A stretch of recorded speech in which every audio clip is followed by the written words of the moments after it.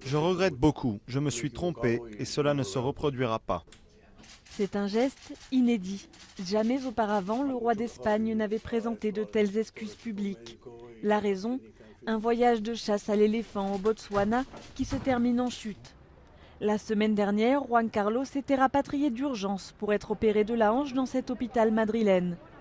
Cette expédition africaine, en pleine crise économique, fait depuis la une des journaux et divise les Espagnols. Ce qu'il a fait n'est pas bien vu les moments que nous traversons. C'est bien qu'il ait demandé pardon, mais cela n'a pas été suffisant. Il n'a dit que 11 mots et il n'a rien expliqué d'autre. Il a le droit, comme tous les citoyens, de faire sa vie, d'avoir sa liberté, non ? Juan Carlos est très populaire en Espagne. Affable et proche de ses sujets, il a aidé le pays à tourner la page de la dictature franquiste. Et jusqu'à présent, il avait réussi à mener sa vie privée de manière discrète.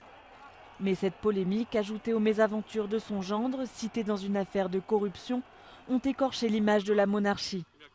Depuis octobre, la couronne espagnole n'atteint plus la moyenne dans un grand sondage réalisé tous les mois. Une première depuis la fin de la dictature.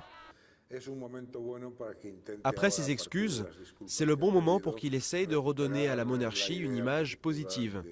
S'il y arrive, il survivra. Sinon, il ne lui reste pas longtemps. Cela dépendra de son efficacité pour y parvenir. Aujourd'hui, on entend même des appels inédits à l'abdication. Et la tâche pour son successeur, le prince Felipe, s'annonce ardue dans un pays que l'on dit plus juancarliste que monarchiste.